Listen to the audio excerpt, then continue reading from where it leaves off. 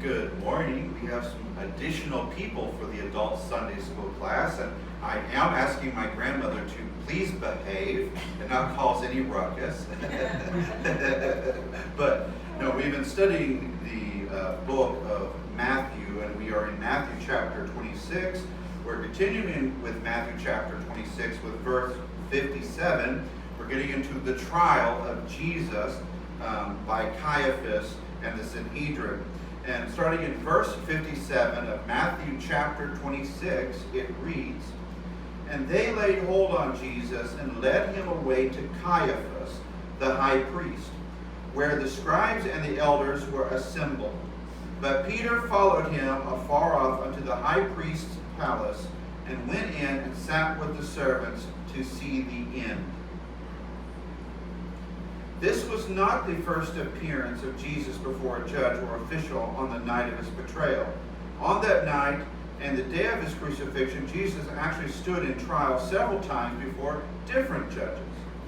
Before Jesus came to the home of Caiaphas, the official high priest, he was led to the home of Annas, who was the ex-high priest and the power behind the throne of the high priest, according to John chapter 18, 24 through 14, and John chapter 18, 19 through 23. Caiaphas had gathered a group of the Sanhedrin to pass judgment on Jesus. You know, I always think it's funny when they're leading to Caiaphas' home. Imagine it's at night, and hear him.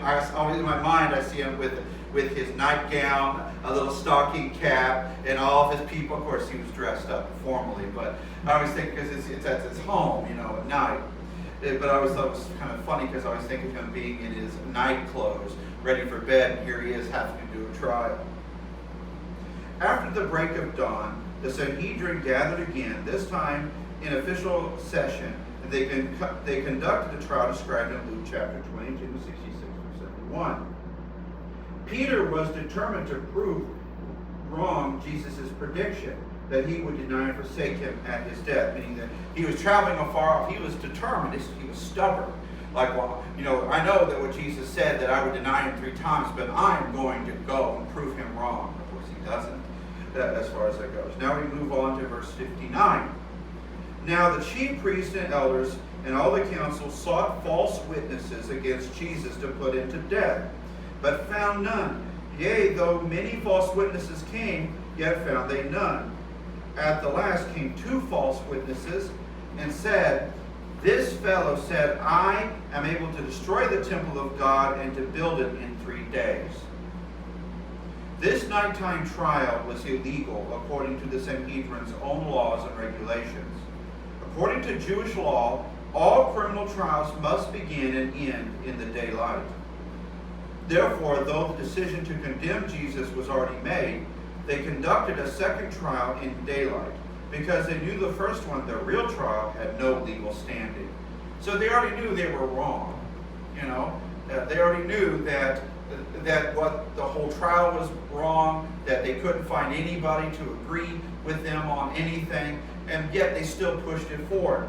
See, that's the danger when somebody wants somebody guilty versus you can believe somebody's guilty, but facts, whether to or fro, makes you decide whether they truly are guilty or not. But when you want somebody guilty, it doesn't matter how false you see it. You're not going to be happy until that person stands before it has a guilty sentence. This was only one of many illegalities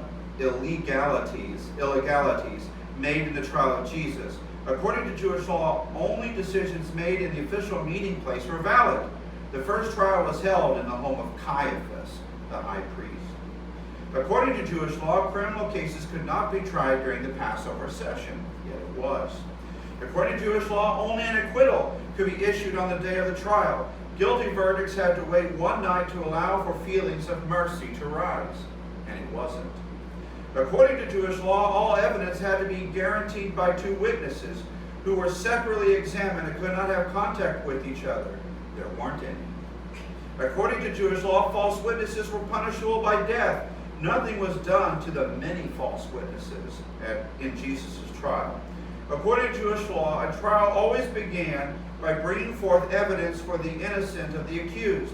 before the evidence of the guilt was offered. This was not the practice here. Meaning they had people came in and were to side with Jesus, saying, well, hey, he hasn't done anything wrong. But this wasn't the case. They wanted to make sure there was nothing but a guilty verdict. These were the Sanhedrin's own rules, and it was abundantly clear in their eagerness to get rid of Jesus, they broke their own rules. Morgan would write, neither in the annals of the historian nor in the realm of fiction is there anything that can equal the degradation of the unholy trial. The base devices to find a charge to prefer against the prisoner, the illegal tricks to secure a verdict of guilty, which would ensure the death penalty. The council sought false testimony against Jesus to put to death, but found none. This is a remarkable testimony to the life integrity of Jesus. For having lived such a public life and performed such a public ministry, it was difficult to find even false testimony against him. That's the thing. That's the wonderful thing of living a good life and living a clean life, that when people can't say anything against you, when they can't find fault against you, that's saying something powerful. And of course, Jesus was guiltless.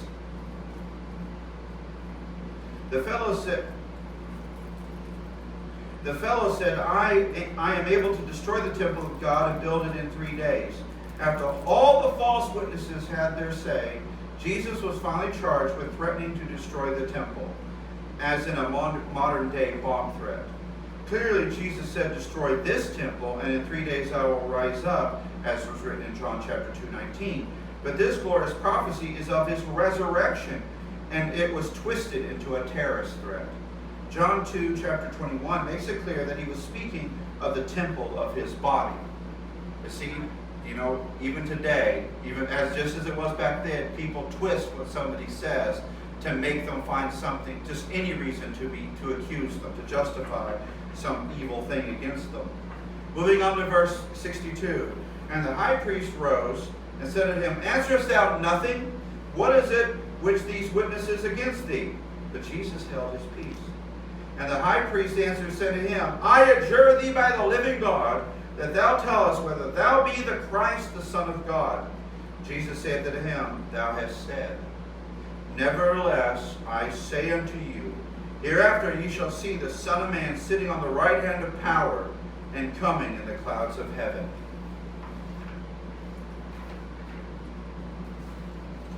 Jesus sat silently until he was commanded by the office of the high priest to answer the accusations against him. The high priest expected a long defense, and so to have had matter of accusation against him of his own mouth, meaning that they were trying to get Jesus to say something that they could accuse him of. Everything's been a failure to this point. They really haven't had anything they could really really take Jesus down with. And now, now he's getting mad because it ain't working the way he wants it to. Remarkably, Jesus kept silence and answered nothing until it was absolutely necessary in obedience for him to speak. Jesus could have mounted a magnificent defense here, calling forth all the various witnesses to his deity, power, and character, the people he taught, the people he healed, the dead risen, the blind who see. Even the demons themselves testified to his deity. But Jesus opened not his mouth. He was led as a lamb to the slaughter, and as a sheep before its shears is silent, as he opened his not mouth, as is paraphrased in Isaiah 53:7. He was silence. His was the silence of patience, not of indifference, of courage, not of cowardice, as written by Spurgeon. And really the truth is it wouldn't have mattered. Nothing Jesus. These people had seen Jesus multiple times. They saw his works, but they were determined to put him to death. He knew nothing he could say would change that. And he was ready to fulfill the duty his Father had set out before him, and that is to go to be tried, to be crucified, to die for our sins. There was no point. Everything was set in motion.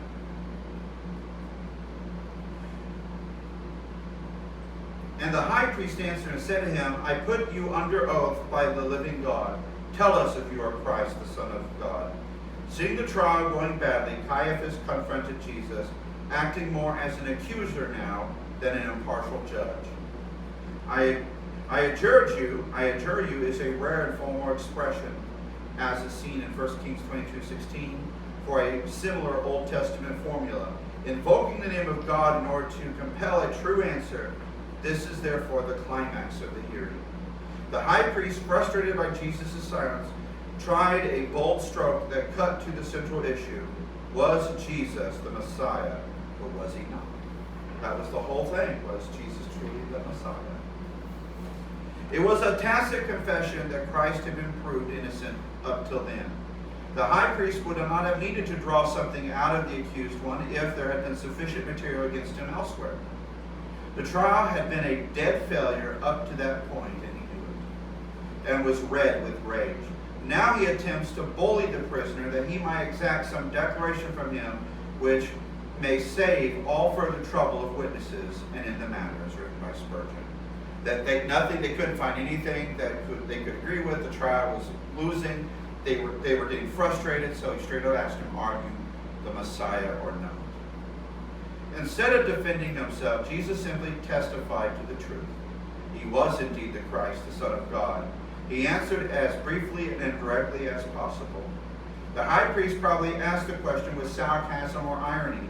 The wording of Caiaphas' question, especially in Mark, probably suggests that it did not even sound like a dispassionate inquiry. Are you the Messiah? You the abandoned, helpless prisoner? He was being sarcastic. He was being sneering. Can you imagine a smirk on his face? So are you the Messiah or not?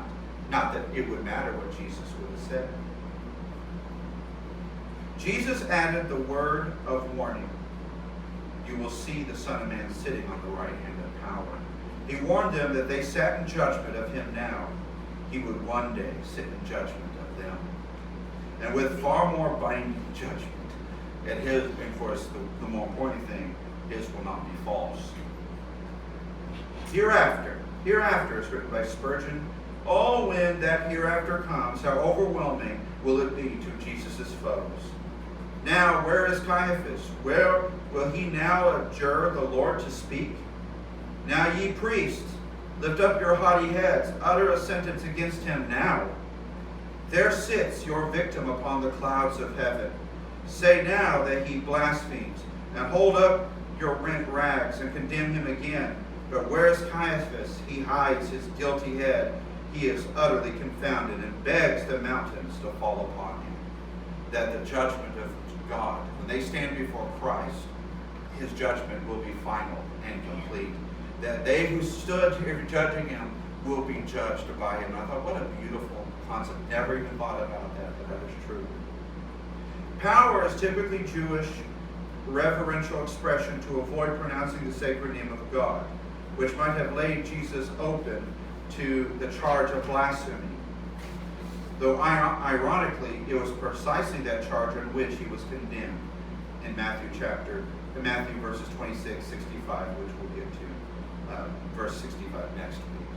But talking about the trial here, that nothing about it was valid, but it still went forward. That they couldn't even find any reason to really accuse Jesus, but they didn't have to. They were already determined to put him to death. They wanted to make themselves look good and make it not look like murder, but murder it was, is what their hearts intended. They wanted him dead, and they were going to do anything at that power. The reality is they think they're in control, but at no point. And it's like all the lessons we've read so far, gone through so far, it says at no point was Jesus not in control. They think they have power, but they do not. The only power they have is what God gives them and what God allows them. The same thing